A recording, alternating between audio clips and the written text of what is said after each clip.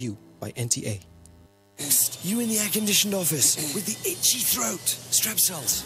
Girl in the spotlight with the raspy throat. Strepsils. You in the pollution. Yes, you.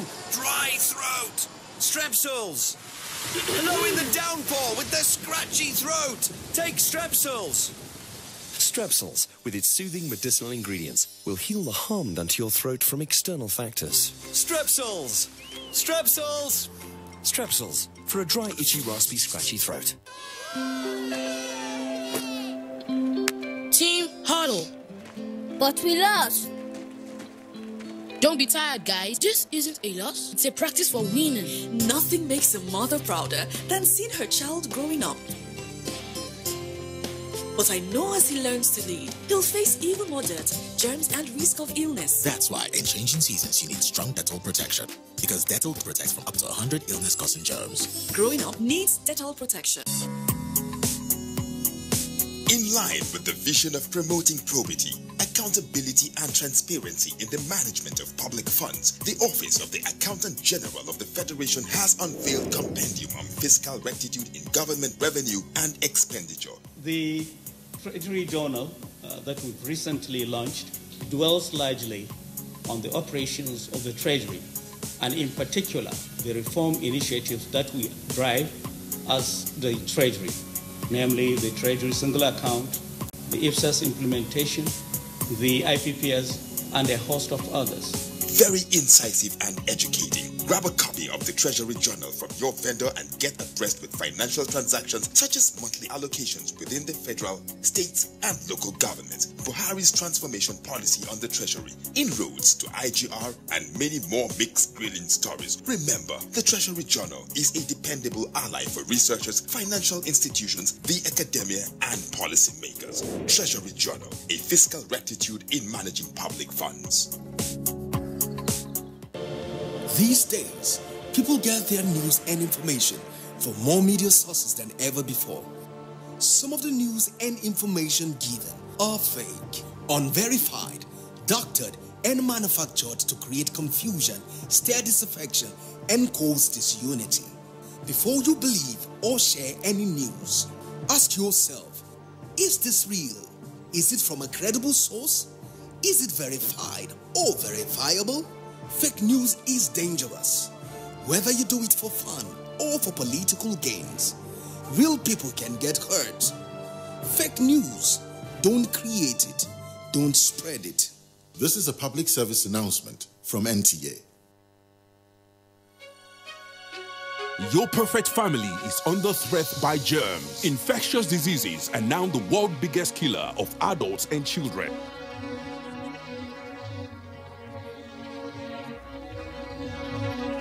These infectious diseases are caused by germs. They are everywhere. An average human being comes in contact with over 1 million germs daily in unclean water, dirty surfaces, in the toilets, on cuts and wounds, on your clothes. Germs can cause deadly diseases like typhoid, diarrhea, flu, and cough. To protect your family from germs, use the power of Dettol's One Capful for surface cleaning in your bathing water, in your laundry water, for first aid to protect your family from up to 100 illness-causing germs. Introducing Dettol Antiseptic Liquid in Sachet for only 40 naira. Endorsed by the Nigerian Medical Association.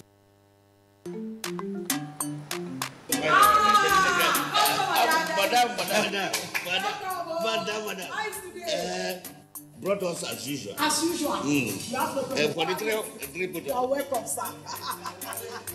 As usual, yeah? Welcome. You take that one. Yes. Take that one. You don't understand?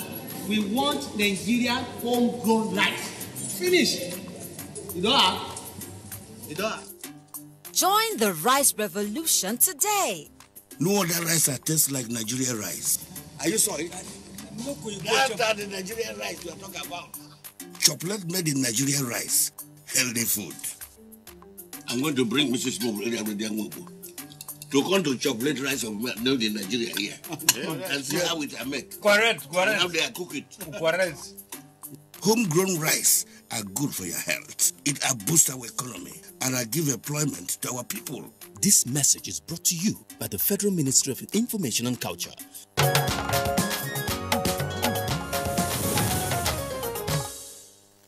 Welcome back. You're still watching Good Morning Nigeria. Now we want to talk about recharging the Lake Chad Part 2. But to refresh your memory, we bring you excerpts from our first edition. Here is it.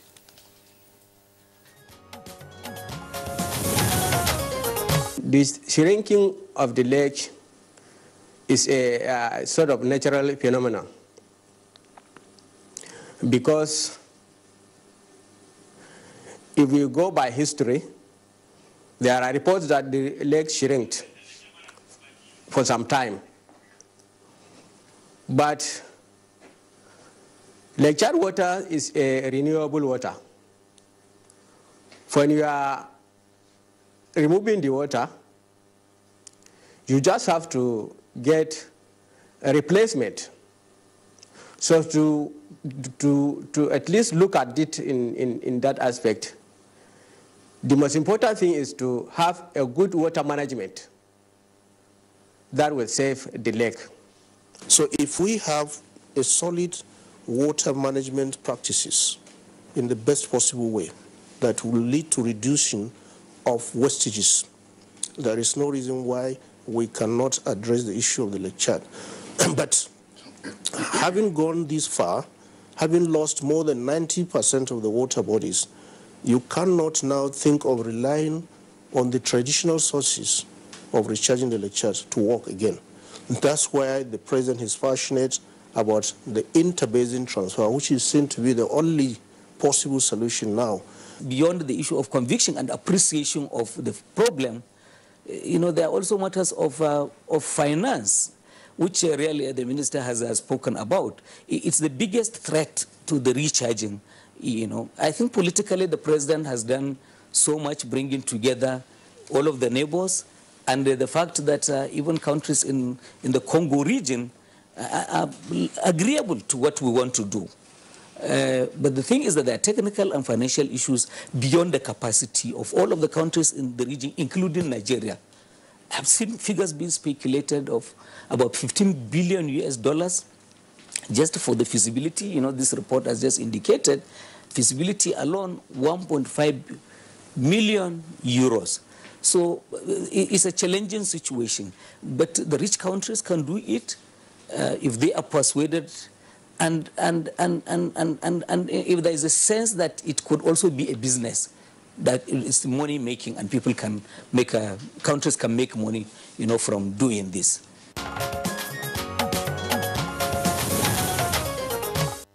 All right, now those were excerpts from our first conversation on how to recharge Lake Chad. We have guests with us here in the studios as well as at our network centers to provide further insight into this program and project. First, we'd like to welcome the Honorable Minister of Water Resources, Engineer Suleiman Adamu. Engineer Adamu, pleasure to have you again on Good Morning Nigeria. Good morning, Nigerians. Thank you. And also joining us from our Kaduna Network Center is a regular guest on Good Morning Nigeria, Professor Emmanuel Adano, who is the Executive Director, National Water Resources Institute, that's based in Kaduna. Professor Adano, pleasure to have you again with us. Thank you very much. Good morning, my Honorable Minister. All right, and from our Just Studio, we are being joined by Dr. Matthew Ofodile, consultant, hydrogeologist and managing consultant, Mekong Geology and Engineering Services Limited. He is the past president of Nigerian Mining and Geosciences Society. It's a pleasure to have you join us on Good Morning Nigeria.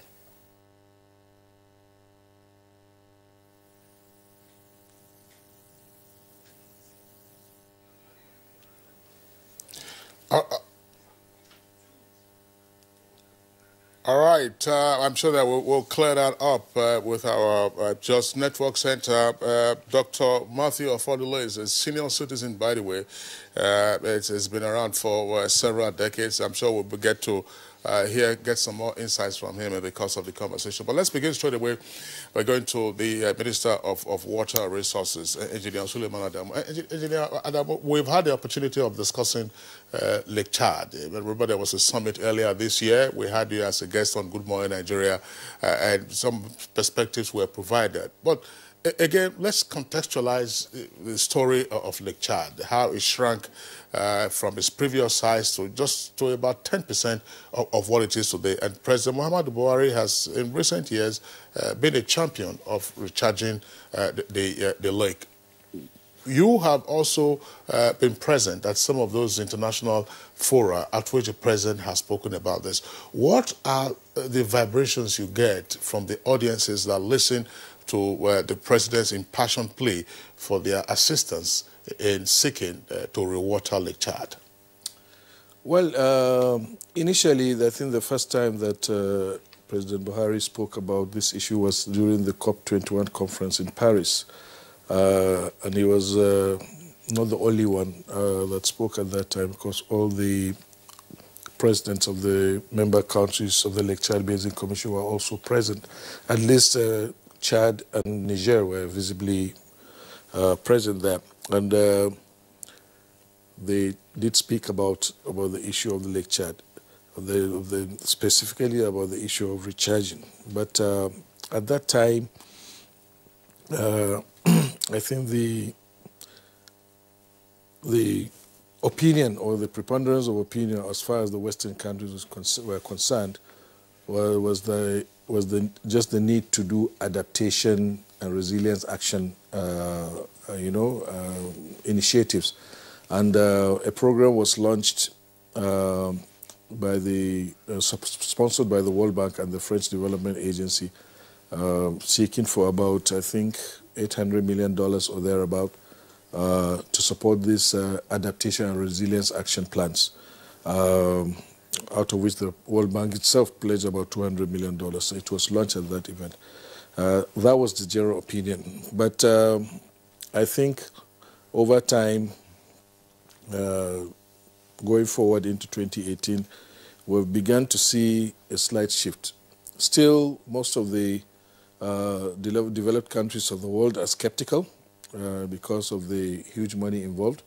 And obviously, there are lots of environmental lobbyists and so on who will want to preserve things as they are. Sometimes I understand that there is a need for balance in nature on Mother Earth. But the fact is, I think the human species is very, very important, and its survival it's also very, very crucial. So sometimes you wonder, because of an insect or something, there's a lot of hype to the detriment of the survival of the human being. Don't get me wrong, I'm not against environmental protection and so on. Gradually we're beginning to see a slight shift. The developed world still feels that it's too expensive to do this project. They are worried about the environment, but we are talking about the survival of over 40 million people currently that depend on the lake. And the Lake Chad region has the worst economic and human development indices in the world, particularly if we take just the aspect of population growth. The region has one of the highest, growth factor in the world. And therefore, these 40 million people that we are talking about, imagine if you project it 30, 40 years down the line, that's going to be a serious problem.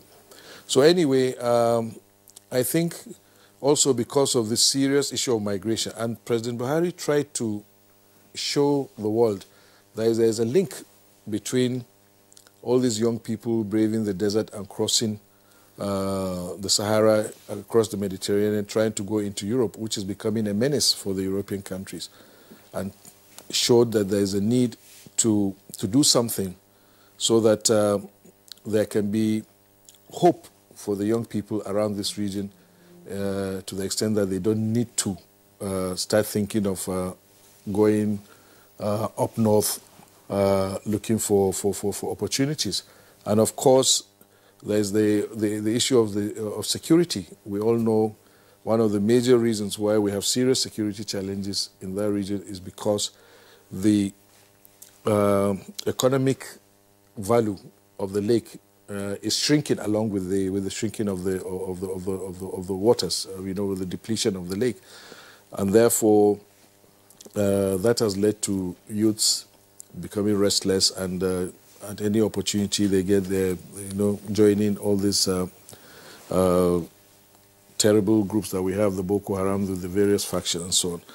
So the first major break we got, first of all, the international conference was well attended. People came from as far as Canada. Everybody was interested. We got people from the National Aeronautical and Space Agency, came and did some presentations, provided some historical data and so on. And the world was watching. And the first, one of the key issues, one of the takeaways was that the Italian government committed itself to sponsoring, to supporting the process of this interbasin transfer by granting 1.5 million euros towards updating and completing the pre-feasibility study that was done. That was quite significant in our view, that a member of the European Union, a strong member of the European Union, was committing money. And this grant was announced at the conference, and I can tell you that last October, the Italian government signed an MOU with the Lake Chad Basin Commission to that effect. So now is just to complete the process of procurement, and the Italian government is ready to release the fund. So, it's a step-by-step, and I think we've made quite a bit of progress by taking that first step. But a lot of people didn't know much about Lake Chad, of the problems of Lake Chad, until the president started promoting this. And everywhere I go, all over the world, most of the key people I meet in the water sector, they're always interested to know more. So we're getting there. I think there's quite a lot of progress in that respect. All right, thank you very much, Honorable Minister. No doubt from what you have said, it will help facilitate economic development and enhance regional integration. But let's get to our Kaduna Network Center there, where Professor Adano is already standing by. Professor Adano, now, it took a long time for the Lake Chad, to shrink to what it is today. It used to be 22 kilometers in 1963, and now down to 1,500. How long do you think this would take, recharging it? Well, just to correct you, it didn't take a long time to shrink.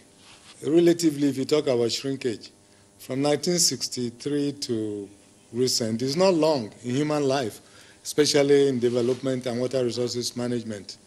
Now, if you take the total volume of water that's left the Lake Chad, whether through air, underground, or whatever, or usage, transpiration, evaporation, leakages, and all this.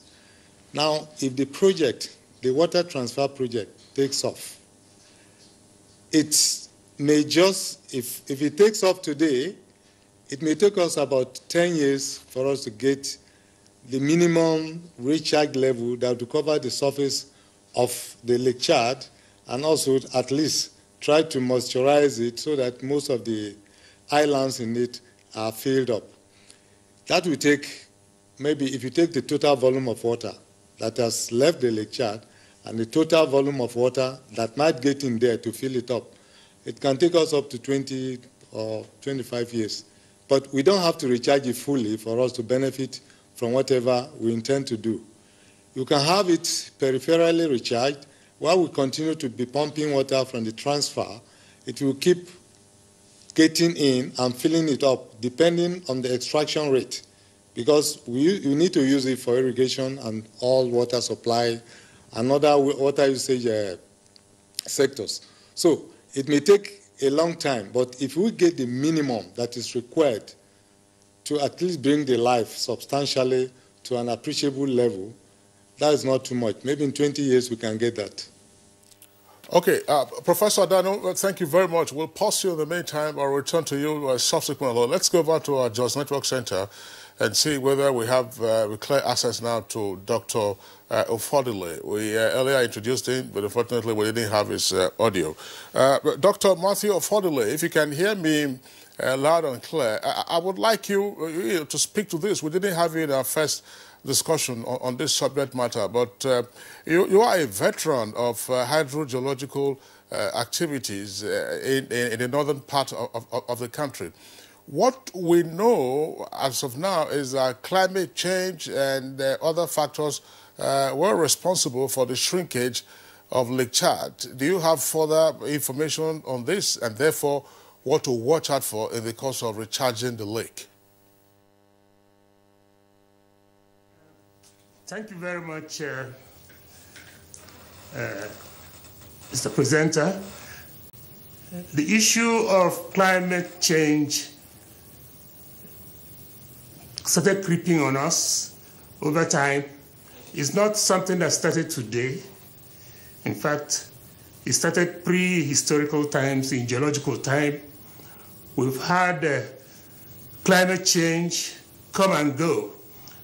For example, the Lake Chad, there was a time Lake Chad was recharging and drying up in a kind of a cycle. At times it fills up, at times it dries up in historical time, particularly in geological time.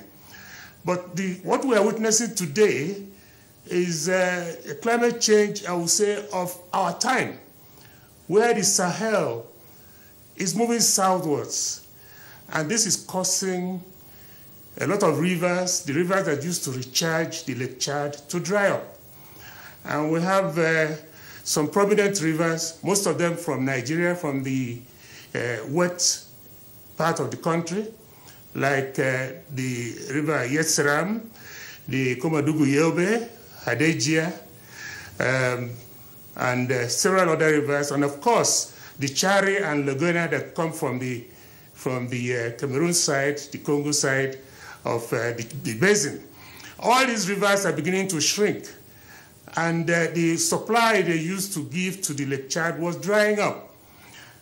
Temperatures are rising, evapotranspiration is rising, and this is what is causing the problem. The climate change, and it's a continuous process. It is a process. It's not a one-time development. Is creeping on us gradually, and we don't seem to know. So the Lake Chad thing was coming. I recall in the 60s when we used to go to Malam Factory, the Fisheries Research Institute there. You come out from the office, you walk into a canoe, and you sail into the Lake Chad from the office. But now the Lake Chad is far away from the Fisheries Institute that we used to know in the 60s. So the climate change is here with us. It's a process, and that is what we must understand, because people think that climate change is something that happens in a suddenly. This is something that is a process, and it happens gradually, and not only that, it's not concentrated on, the phenomenon is not uniform. In some areas, it causes high temperatures and high evapotranspiration and drying up of rivers. In other areas, particularly in the southern areas, it causes high rainfall, coastal erosion, sea water intrusion into the hinterland.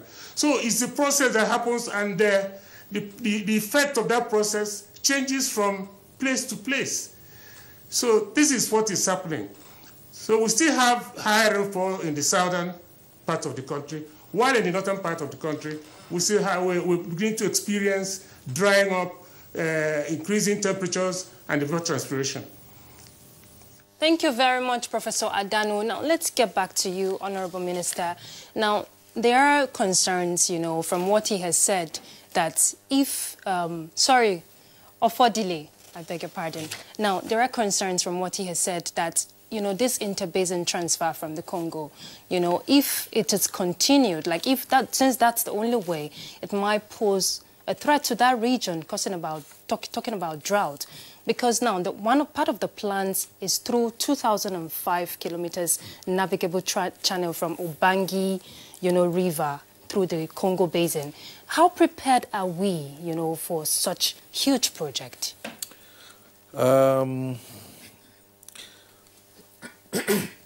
Let me say that the idea behind the transfer is to salvage the problem, not to cause another problem.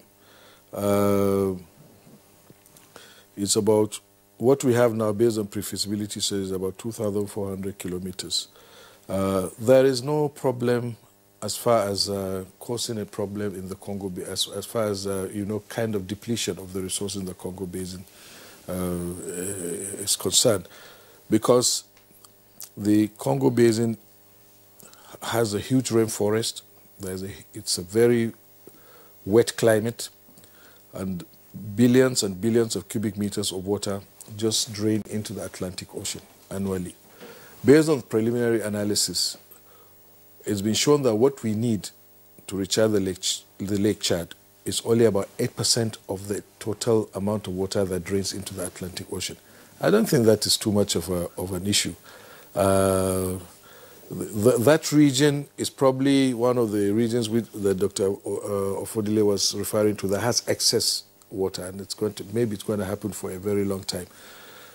The Lake Chad, it has an evaporation rate of about 2,000 millimeters per year. That's like a column of water 2 meters drains out. And we're taking only 8%. And we are not, let me make this clarification. We are not saying that we must revert Lake Chad to the 25,000 square kilometers that it was in the 60s. All what we are looking for is a sustainable level of amount of water in the lake. It might be 8,000, it might be 10,000 square meters. The studies will show what is the minimum amount of water required to sustain the lives and economic activities of the people, the livelihood of the people in that region. That's all we are after. We are not under any illusion that the 25,000 square kilometers can be restored. We don't think it's going to be. And mark you, this issue of the receding of the Lake Chad, I think there was a professor in the 20s, as far back into the 20s, that came to the region and looked at the lake and said, postulated that the lake was shrinking and that it was going to continue to shrink over time. So that was like getting to almost 100 years ago. Somebody made that prediction, and it is happening. So we're looking for a sustainable level, of the lakes, a sustainable amount of water just to keep the livelihood. What we are saying is, if we don't do something, maybe from the maybe hydrology is about forecasts and so on and so forth. If nothing is done in the next few years or decades on the Lake Chad, chances are that we'll wake up one day that the lake has completely disappeared. It has happened in so many places, so that is what we don't want to happen. But we want to sustain this lake because it is a means of livelihood for millions and millions of people. 40 million people now is probably constitutes a number of countries in other parts of the world. It's not just one country, So, are there other alternatives aside the Congo Basin? Sorry, just before we get into the issue of the alternatives, I'd like the Honourable Minister to also speak to the feasibility studies which the Italian government is proposing to bankroll with the 1.5 million euros grant.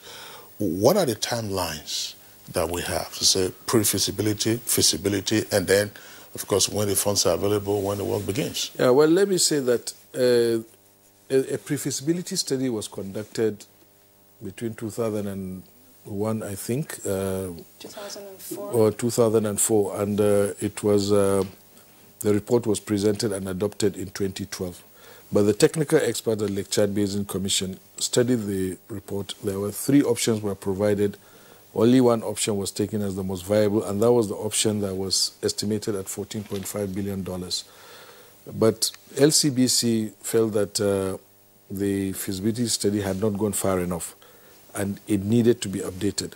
Now, even that first pre-feasibility study was paid for by the Nigerian government, $5 million That time we probably had the resources to do that, but times have changed a little bit, and we're also having our own challenges. And obviously, the other Lake Chad member countries, members of the Lake Chad Basin Commission, of course, you know, the economic situation. And that was why Nigeria took the lead ab initio. So that was done, and it is that same pre-feasibility study that needs to be fine-tuned, because it doesn't, in the opinion of the experts in the Lake Chad Basin Commission, it doesn't address all the issues they wanted the pre-feasibility to address. The major landmark of that pre-feasibility study was it proved that this idea of interbasin transfer is possible, it's technically feasible, but of course there are challenges. There is the economic viability, there is the environmental issue, there is the political, what I call the hydropolitics of it, or hydrodiplomacy of it, and hydropolitics of it. So what we want to do now is to update that study so that we can get a more robust option. The outline has been provided, so we want to explore that option further to see if it can be fine-tuned. It's not going to cost 1.5 million euros. It's going to cost a lot more.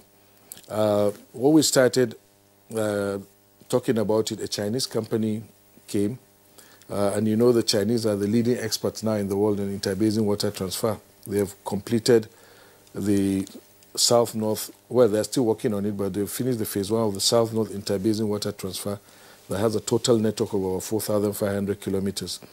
The longest distance being to transfer water to Beijing, and the distance is about 1,300 kilometers. So they have the expertise, they have the technology. So they came on board and said, okay, we would like to help. And that company offered $1.8 million as it's going to spend its own money, $1.8 million, to do the pre-feasibility, to update the pre-feasibility. And then when the Italian government came and offered the 1.5 million euros, they now teamed up with the first company that brought out this idea in the 70s. It's called Bonifica. It's an Italian engineering firm. So that Chinese company, Power China, have now entered a memorandum of understanding with Bonifica. The Chinese will provide the $1.8 million, and the Italian government will provide 1.5 million euro. And that itself will take us just to another stage. Subsequently, and I think that work is going to last about 9 to 12 months. We're just waiting for LCBC to sign off the proposal, to accept the proposal given by Bonifica. And once that is done, the Italian government will begin to release the funds. But after the feasibility study, this is a huge, huge, huge engineering concern. When we are satisfied that this is the option, this is the way to go, maybe it's route A, B, C, we've decided we're taking route B, then we need to develop that route B further. And that is where the engineering, planning and design comes in. There will be dams, there will be hydro schemes, there will be canals, there will be irrigation systems, there will be roads, how the project is going to be constructed, construction techniques and so on will all have to come in. The environmental impact assessment will be there, and the buy-in from all the other countries. Luckily, so far, so good, but it's still not over until it is over. When they have that buy-in, then we have a detailed engineering design. That alone, that stage, in my view, it might take anything between 5 to 10 years to plan. The Chinese, when I asked them, how long did it take you to plan your interbasin transfer, they said 50 years. From the first time the idea was mooted by Mao, Chairman Mao, to the time that they actually actualized it. But of course, they didn't have the technology at that time. Maybe they were studying things. But with the expertise now in place, I think the issue of Lake Chad interbasin water transfer will take a shorter time if there's committee and there's funding. And the funding for that engineering design alone is going to be in multiples of millions of dollars. I was wondering, I'd like to take it back to hydro diplomacy. Obviously, even though President Muhammadu Buhari is in the forefront of the advocacy for recharging the lake, issues pertaining to the lake domiciled in the Lake Chad Basin Commission. Is that correct? Yes. Okay. What do we find? Because sometimes you find some international institutions, they become somewhat lethargic on the basis of issues if you do not have a primary driver. How enthusiastic, from your perspective, are the members of the Lake Chad Commission with regard to this very critical project? Well, in fairness to them, for the first time, this issue of interbasin transfer was being mooted right from the time we were in school. I used to hear about it. But in 2000, around 2004, they actualized it by initiating the very first study. I think all along they had just been crippled by funding, and maybe also they didn't see the threat very seriously over the last few decades. But in recent times, they have seen the need for it, and they have gone for it. I'm very, very confident that, if I say that the Lake Chad Basin Commission, the team there, are very, very enthusiastic about that project. And currently, President Muhammadu Buhari is the chairman of the Summit of Heads of State. It's for the next 3 years. He took over in February, and in that regard, the Minister of Water Resources of the Federal Republic of Nigeria is the chairman of the Council of Ministers. And we've been the major, driver. So we're giving it a push. At least for the next 3 years, I believe the impetus will be there. And we have even the LCBC member countries, Niger, Chad, Cameroon, they are all on board. They all participated fully in the conference.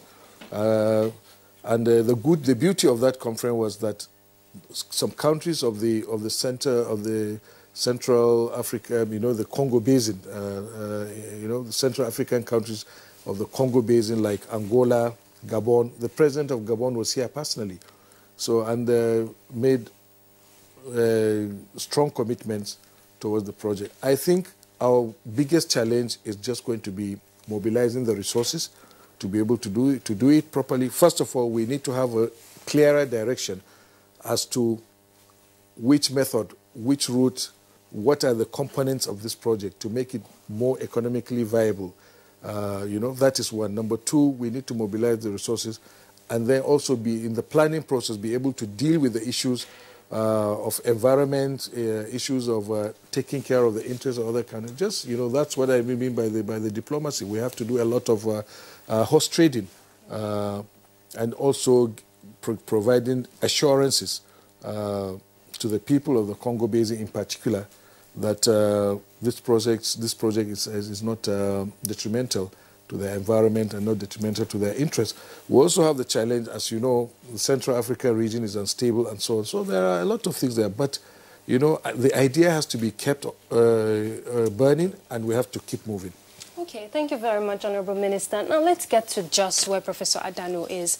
Now, Professor Adano, from what the Minister has said, this is, Kaduna, this is a very serious issue and there is work in progress. Now, if we have regional areas, show interest in this, what impact will it make? And in terms of recharging the lake, when we're talking sustainability, is it going to be a continuous thing, or how sustainable will it be? Yeah, recharging the lake is sustainable as long as, first, as the Minister mentioned, the engineering capability is available. Right now that we have extreme engineering, you think anything and can be developed. Now, if we are sure of the quantity of water and we can be recharging the lake with that quantity through the engineering feed, well, it's sustainable.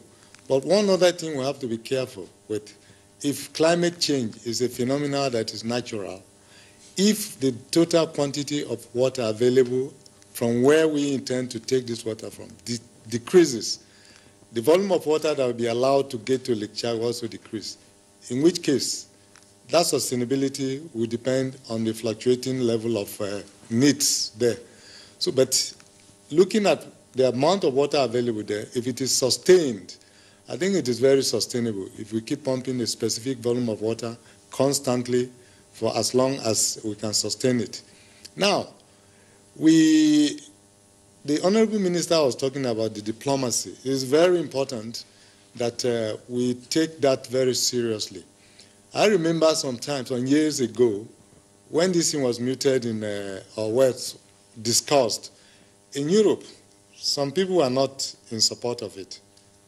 And we should not forget that remnants of such people might be around who don't have this kind of moderate diplomacy. We should be very wary of them. So in this diplomacy, we should consider how these things affect the mentality of many people in the world. But as for the engineering feat, the availability for water, the money also is a problem there. If we have a sustained supply of money or enough, I think the whole project is sustainable. The lake charge can be recharged to the substantial, at least a substantial percentage of its original status. Okay, so thank you very much, Professor Adano at Kaduna Network Center. Again, we'll come back to you. Let's go over to Jos. Dr. Ofodile, one point that is obvious is that this effort, excuse me, at recharging Lake Chad will be a long-term one indeed. Are there, in your opinion, quick fixes that should be of a supplemental nature to the mega project of seeking to attain interbasin transfer from the Congo to Lake Chad? Yes, thank you very much. This is a very good question because it's very clear to us that this is going to be more than a lifetime project. But there's no harm in going on with what we are doing.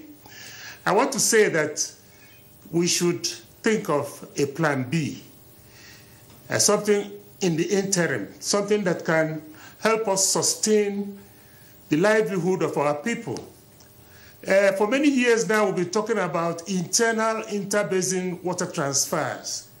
There are several rivers that have been identified for that purpose.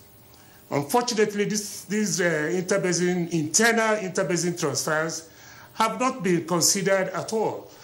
Also, there is the issue of transferring water from the surplus water of the River Benue through the River Yeseram, through Borno, into Lake Chad.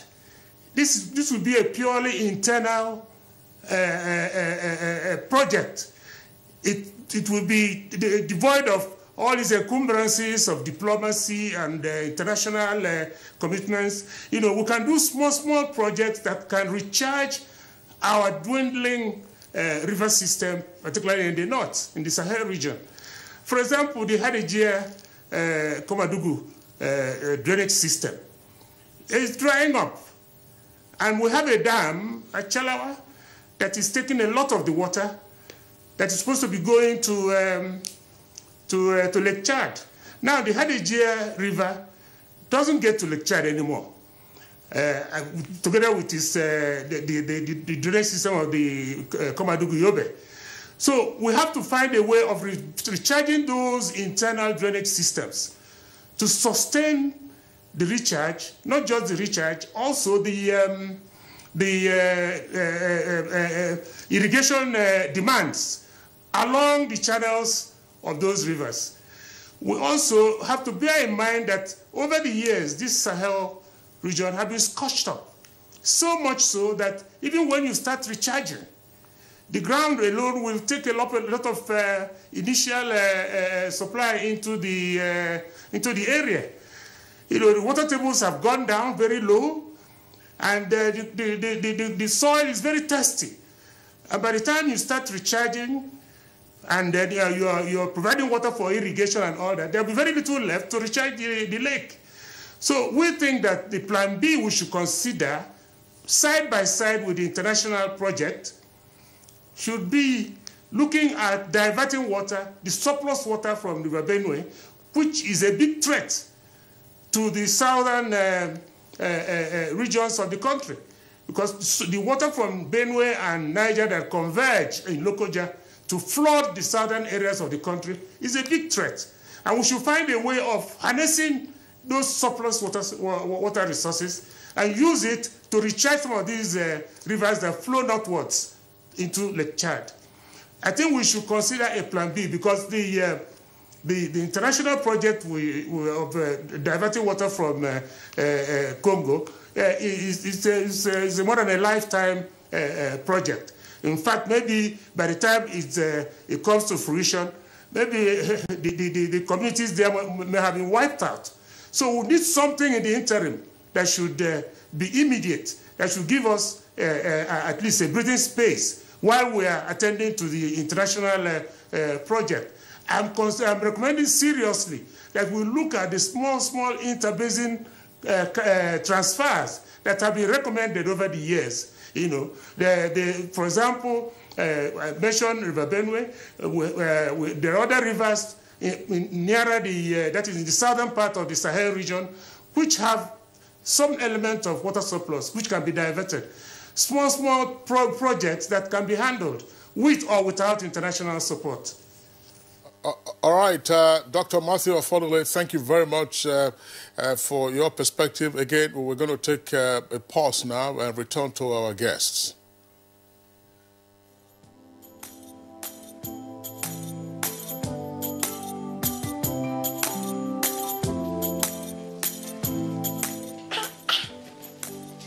Why don't you people sell imported materials here? As beautiful as the shop is. See, buying foreign goods does not help our economy. Neither does it boost local production. And the good thing is Nigerian-made products are high quality. And to make Nigeria great again, that is why I only sell made in Nigeria products. Because change begins with me. I'm convinced. Change begins with me too.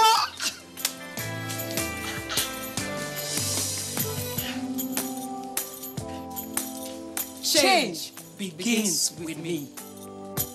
This message is brought to you by the National Orientation Agency in conjunction with the Federal Ministry of Information and Culture.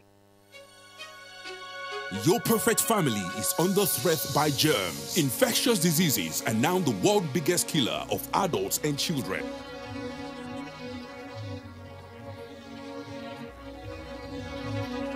These infectious diseases are caused by germs. They are everywhere. An average human being comes in contact with over 1 million germs daily in unclean water, dirty surfaces, in the toilets, on cuts and wounds, on your clothes. Germs can cause deadly diseases like typhoid, diarrhea, flu, and cough. To protect your family from germs, use the power of Dettol's One Capful for surface cleaning, in your bathing water, in your laundry water, for first aid to protect your family from up to 100 illness-causing germs. Introducing Dettol Antiseptic Liquid in Sachet for only 40 Naira. Endorsed by the Nigerian Medical Association. Nigerians. Suicide bombers are not spirits. They are not ghosts. They are human beings like you and me. They live amongst us. They are your neighbors. They are your friends today, but terrorists tomorrow. So you must know your neighbor now. Security begins with you and me. Know your neighbor. Be vigilant. Be security conscious. Report suspicious persons, objects, and movements to the police and other security agencies. The security of our nation is a duty for you and me. If you see something, say something. Nigeria, unite against terrorism. This message is brought to you by the Federal Ministry of Information and Culture.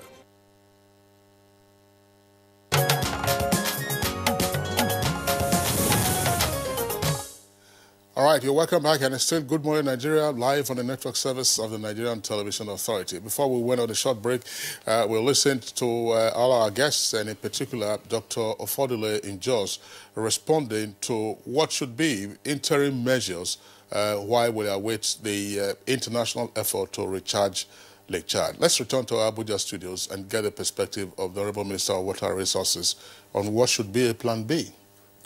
Well, there is a plan B. I like the thinking of Dr. Afodele, but there is a plan B, and maybe a C and a D, and probably an E2. First of all, let me say one of the key things that we need to get to solve this lake charge problem as part of the alternative options is to get the Great Green Wall project in place. Because if we have the Great Green Wall project in place, we can stop the southwest drift of the Sahara, which is encroaching onto the lake. So, but that aside, the National Water Resources Master Plan has already looked at this issue. And we have, among all the issues, I've received a lot of ideas also from people, including this Benue transfer. But the most viable that I have seen so far is the Howell transfer. And that is to take water from River Yasdrem, and the plan as it is now is to take it from there into the Alau Dam in Maiduguri. But then I think the total volume of water that is required for Alau Dam to replenish Alau Dam, which supplies Maiduguri and environs with water, is maybe about 15–20%, and there is a lot of excess water. And so there will be a phase 2 to now divert that water to South Chad irrigation area within Nigeria's boundaries, because at South Chad we have 60,000 hectares of production of wheat. But the last time I checked, the original intake when the irrigation system was planned in 1973 has moved almost 40. The shore has moved like close to 40 kilometers farther away from the original pumping station, just to show you how serious this issue of recharging of Lake Chad is. So that Howell transfer, we are starting it. I've been mentioning that since this administration came into office, that we're not inclined to doing any new major projects. But this is one project that we've taken upon ourselves, and we're going to do it. So we have a provision in the 2018 budget. We're in the procurement process to start the phase 1 of that project. So this is at least from within the Nigerian territory, we would like to do that so that we can support our own population. And don't forget also that the larger population that is dependent on Lake Chad, I think it's also from Nigeria, if I'm right. So we have to do something, and we're doing it. Secondly, yes, there is some evidence to suggest that the damming of Tiga Dam and the Chalau Gorge Dam, whose the tributaries were feeding into River Hadejia, emptying to the lake, has been a major disaster. I mean, with respect to the issue of Lake Chad, releases come and go. The river morphology has changed because of the dryness. The flow has changed. The flow regime has changed. So river channels are blocked. We're working with our river basin development agencies now, specifically the Hadejia River Basin Development Authority and the Chad Basin Development Authority, to open all those silted up river channels. The Kamadugu Yobe, the Jamari River, those are all the rivers that used to empty into the lake. I think from what I've seen about how sand dunes have been burying villages in Yobe State, it's unlikely that we can get these flows back into Lake Chad, the lake proper. But if we open up the channels, there's still a lot of water that can flow to fill the floodplains and so on, and people can use it for drinking, for irrigation, and so on and so forth. So we are working on those aspects. And then at the beginning of this discussion, I did mention that the World Bank has sponsored climate resilience adaptation and a climate resilience action plan, which is going to be an about $800 million program. The African Development Bank is doing quite a few things. UNESCO is there. There are quite a number of projects on resilience, on adaptation in the interim. But this interbasin transfer we're talking about, we're looking at the long term. If at the end of all this lake, evaporates, then there is a serious problem. And that is why this plan must go on. I said we have to keep pushing. We're under no illusion that this project is going to take years, maybe 50 years. But it's better to start thinking and doing something about it than to wait 50 years and just wake up one day and the lake is no longer there and maybe the resources are not available to, or it will be too late technically, environmentally, and otherwise to do anything about it. Honorable Minister, just to add to what you just said, now you said Nigeria is, playing a very huge role and a bigger role in this project. But what about the level of commitment from other nations, neighboring nations? What's the level of commitment? Well, I know they're highly committed, but like I said, they're not on the same economic pedestal as we are. But the commitment is there. They are also worried because this security situation, for instance, affects all of us. All the countries are involved. There was, you recall last Saturday, there was a summit of heads of state of the Lake Chad Basin Commission about security. So, and the number one thing for any country is security. If your security is challenged, you have a problem. So they all know, and they are very, very committed to this project. And I accompanied President Buhari to the COP21 conference in Paris in December 2015. And I listened to him, and I listened to the President of Chad, and I listened to the statement by the President of Nigeria, and they were very, very powerful statements. And they were all here for the conference in February, and they made similar statements. So I know deep in their hearts they are committed, fully committed, only that they don't really have the resources, and neither do we. But this plan B that Dr. Fodile is talking about, we are actually working on it as far as Nigeria is concerned, at least to support our own communities, because it's also a responsibility of government to do that. All right. Thank you very much, Minister of Water Resources. Let's return to our Kaduna Network Center. Professor Emmanuel Adano, this year, Nigeria experienced a lot of flooding, earlier than was forecast. And we had you, of course, along with other guests, while we're discussing flooding. I would like you now to provide a linkage between the massive flood that Nigeria experienced this year and the Plan B to recharge Lake Chad, and therefore what to do much more effectively with the flood waters once they recede or once they empty, or before they empty into the Atlantic. I recall also the point was made about poor management of the various dams. That a number of dams were silted across the country.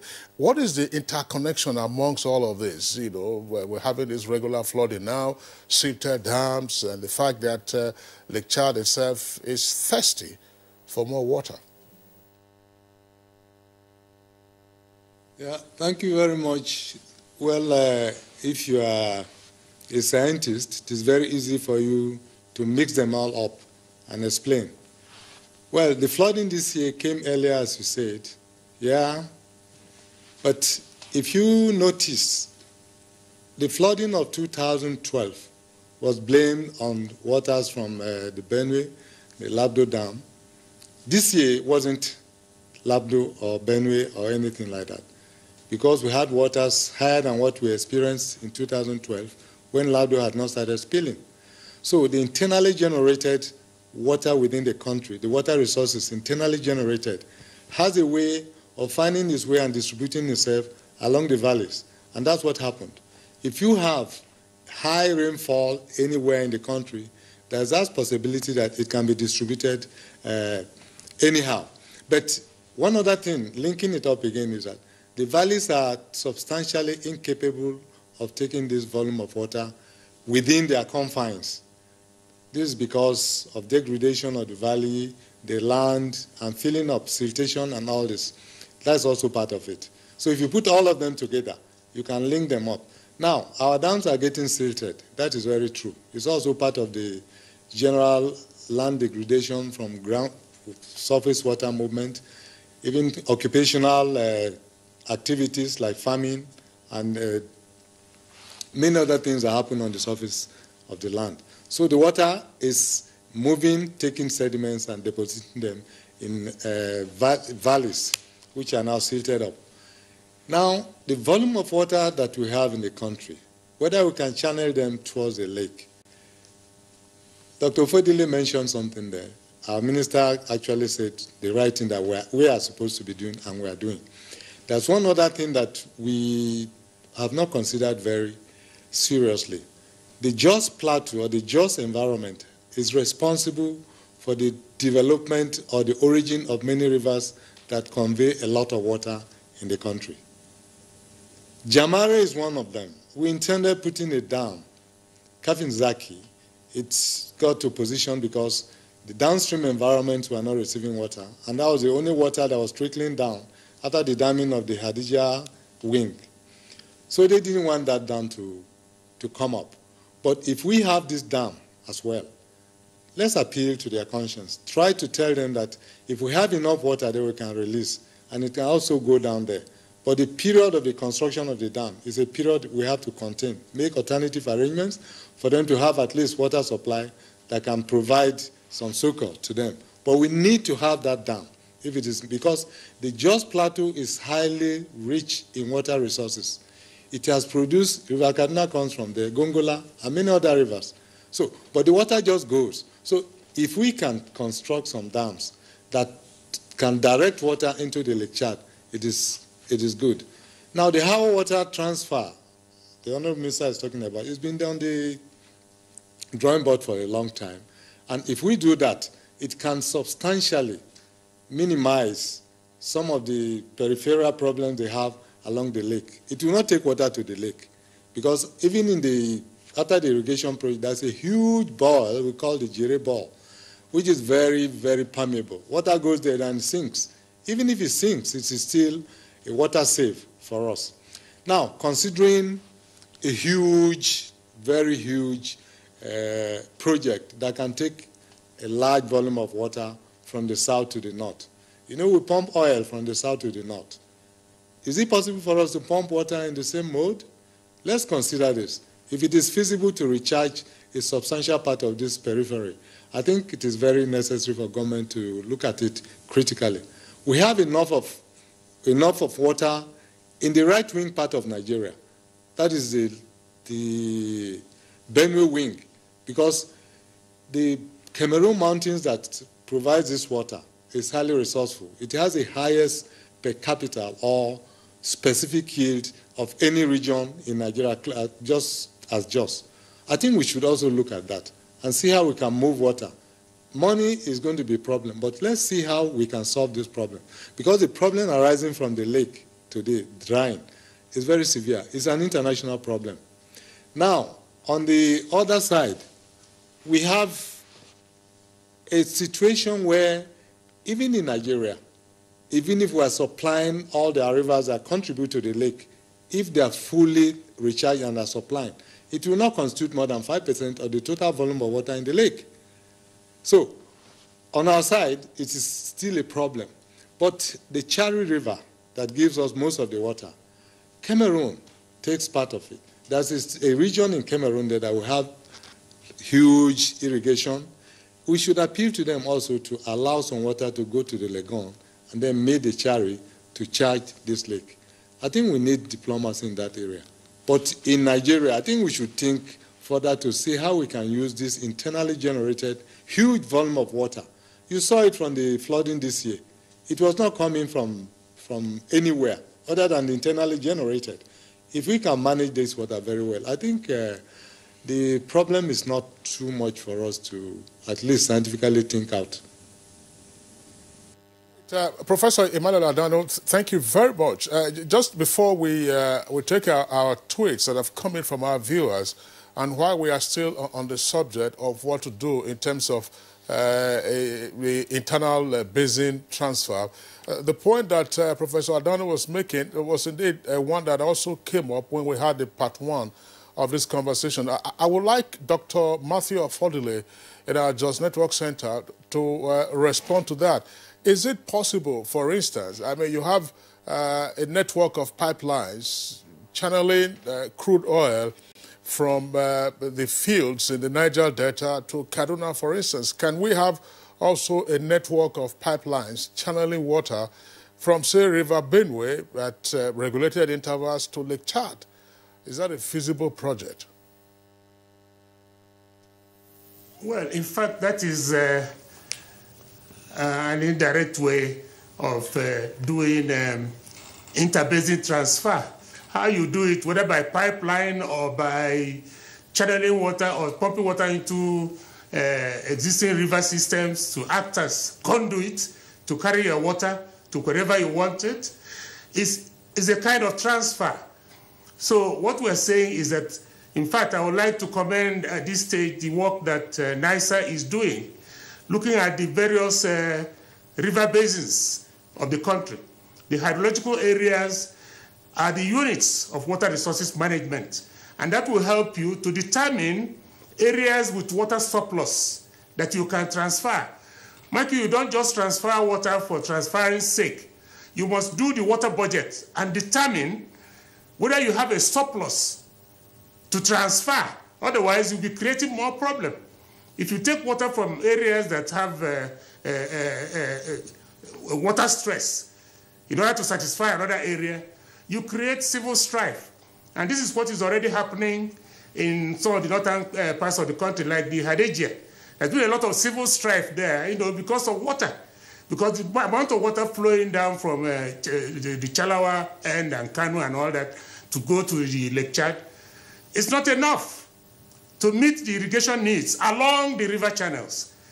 And as a result, a lot of water is diverted. So except you want to pipe water specifically for a purpose, that is for a particular location, in that case, you don't want water to be lost in the environment. You want to pipe water from a particular area to a particular area, and you don't want people along that channel to benefit from it. Yes, but you may do piping, but that is not efficient way of managing water. So what we are saying is, I don't think we need to do piping of water as such. We should do interbasin transfer. You work out the water budget in each hydrological area. Determine how much you need to. In fact, that's what's happening that's what is creating the problem in the Congo. Because the Congo people are worried that they don't know how much water you're going to take and that might deprive them. So they want to make sure they know how much surplus they have and how much they can give you. So this is all part of water management. You can't just begin to transfer water from one area to the other, just like that. You must determine so that you don't create, in solving one problem, you create another problem. In fact, in Europe and where I studied, you'll find that before you do anything on any water channel, you have a public hearing. The people, the villagers concerned must come and say how it will affect them. That is what the Honorable Minister referred to as that is doing, I've forgotten now what they call it, doing a kind of assessment. Yes, assessment of the possible effect of the action, of the policy on the environment, on the community, on the neighborhood. So the issue of piping water, I don't think is cost efficient. I don't think we should go that way. Because there is also the benefit along the river system. If you have a channel, a river channel passing through a village, the villagers in that area should be able to benefit from the water that is passing through their village. If you bypass them by using piping to pipe the water, that's not fair. So we have to share the resources in such a way that it becomes equitable so that people can share in the resources that is available in their place. So the issue of piping water from one area to the other does not arise. But if we have areas that are nearest to the areas of need, we can transfer either by, for example, the Congo project. I think up to a point it needs to be piped across from the Congo basin into the Chad basin. That is through the Chari and Lagone. So where piping is just a means, part of the engineering features of water transfer, but not specifically to transfer water from one area to another through piping. That is not, that's not the best practice, please. Thank you. All right, thank you very much, Dr. Ofodile from Jos there. Now, just in line to what you said, last edition of the topic, you know, So some of the guests talked about lack of proper management of the water, but it's good you addressed that. Now let's go to the tweets. Ibrahim Tunde is saying Nigerian government should do more to sell the idea of recharging Lake Chad to the public media, our neighbors and the international community. People can't key into what they don't understand. I'm sure the minister will clarify that. All right, this is from Ibrahim Tudu. The first one was from Ibrahim Tunde. This is Ibrahim Tudu. Now, we need to recharge many smaller dams and lakes around the country. Water and water resources are affected by climate change, which are part of insecurity problems and poverty. And Festus Akimboyewa, Lake Chad is among the most prized lakes in Africa. Aside the economic importance of the lake, the hearts and souls of millions of people in the surrounding countries are in the lake, since the lake cannot be regenerated by rain alone. All the surrounding countries must key into it. That's what he's trying to say. All right, this is from Suleiman Babagana. It says, strengthening the security apparatus in the region is the first step in reviving the lake. And from Mohammed Sanusi, recharging the Lake Chad is very paramount and will go a long way in improving the economy of the geopolitical zone and Nigeria at large. And this is coming from Ibrahim Modu Aji. Recharging Lake Chad is key to ending farmers' headers crisis. It will also address drought mitigation, control desertification, among other benefits. Now, this together could provide livelihoods for displaced headers and, more importantly, save thousands of lives. And Suleiman Babagana again, farming and fishing activities would be revitalized by such move, thus providing employment to the teeming youth inhabiting the area. Again, from Babagana, it says the Lake Chad Research Institute should be well funded in fighting menace such as desertification by planting drought-resistant trees. And Ibrahim Modu Aji again, the campaign to recharge the Lake Chad has been only a rhetorical one. The concerned authorities must be pragmatic to catch up with the rhetoric. It is time to move from empty rhetoric to concrete actions. And that's the tweet we have for yes, now. I hope the last tweet was also listening to what the guests have been explaining, in particular the position of the Honourable Minister with regard to how the government is proceeding with a Plan B. Now, let's get the closing thoughts of our guests on this subject matter. Let's return once again to Professor Adano. Professor Adano, very briefly, in terms of what we have discussed, what else would you propose with regard to efficient water management practices in the country as an aid to recharging Lake Chad? Yes, first of all, let me correct. I didn't say they should start pumping water just like that. Any action you're going to take in terms of transfer, the transfer can be open channel, it can be pumping, it can piping and all this. It's a conglomerate of various kinds of channels that you are going to use. I'm not saying you should go somewhere to somebody's hometown and take water and then go and deposit in somebody other person's hometown. No. I also believe that the transfer that my senior colleague, Fodil, was talking about, has also piping in it. So it is not a question of just pumping. I was just giving an economic analysis and comparison. Do we need to do that for water as we have done for petroleum? And that's all I was saying. Well, what we can do is we should continue to explore ways of doing some transfer within the country, especially at the periphery of the lake. And we should also try as much as possible to monitor our water very well. The ones we are discharging to the ocean, how far they are moving before they get into the ocean. Trap them maybe at higher points where we have excess and see how we can redirect them to some streams that feed, even if it is trickle, into the Chad. And how water transfer is a good example of that. And we can also improve the flow in Hadija Jamari by trying as much as possible to desilt, remove typha grass and some other things, channel and train some of the channels so that even if it's trickle, we'll get a certain amount of water there.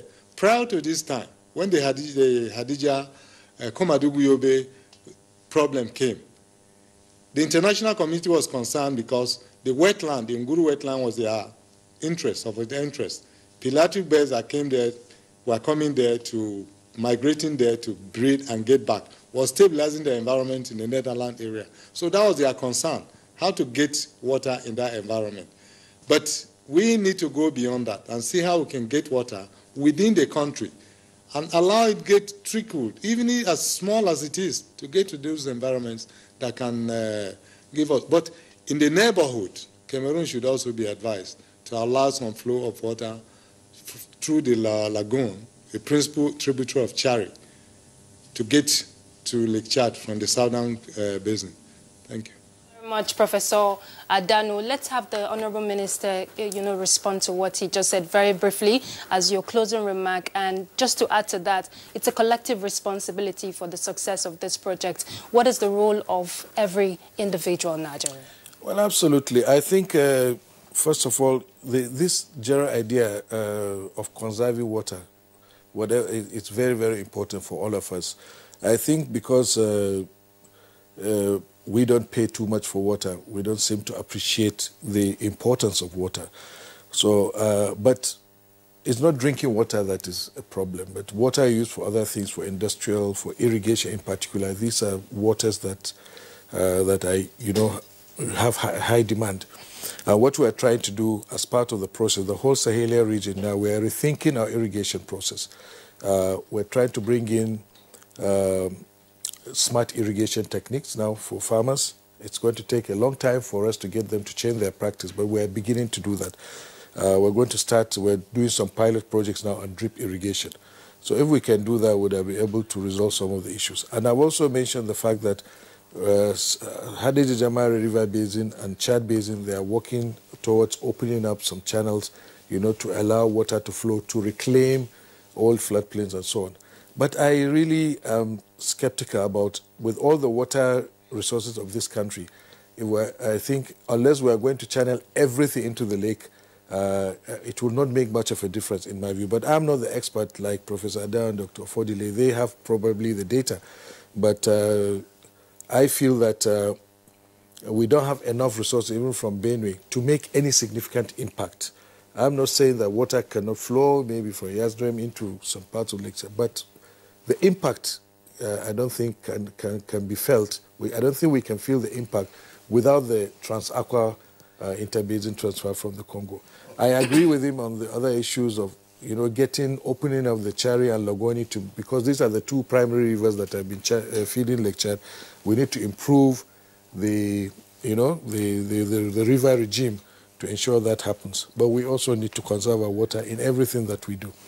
All right. Honorable Minister of Water Resources, Engineer Suleiman Adamo, thank you for being with us on Good Morning Nigeria today. Thank you. Thanks. Our appreciation also to our two other guests from Kaduna. You can see him at the bottom of the right screen there. He is Professor Emmanuel Adano, Executive Director, Water Resources Institute in Kaduna. Professor Adano, thanks a lot. And top is senior citizen, Dr. Matthew Ofodile, is a consultant hydrogeologist. Thanks, gentlemen, for being with us on the program this morning. All right, we're only taking our weather forecast for the rest of today from the Met Agency.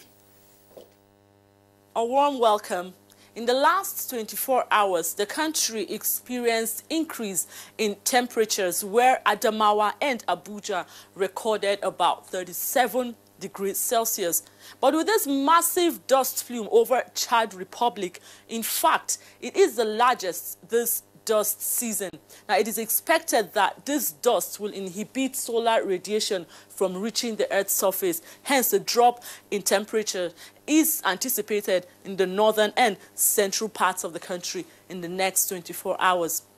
Also, as this dust is being transported into the country, thick dust haze is expected over the north, which should impair horizontal visibility, and that could probably lead to delay or even cancellations of flights.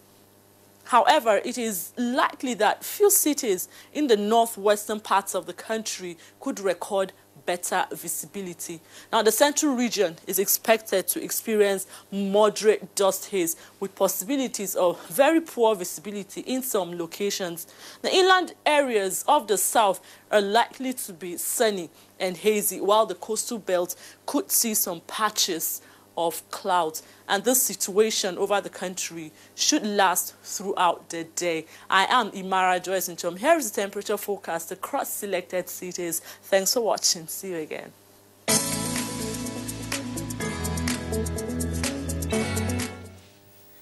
All right, thank you for staying with us till this time. And that's it on Good Morning Nigeria today. Kinsley, I hope the next time we're talking about this issue is the success story recorded so far.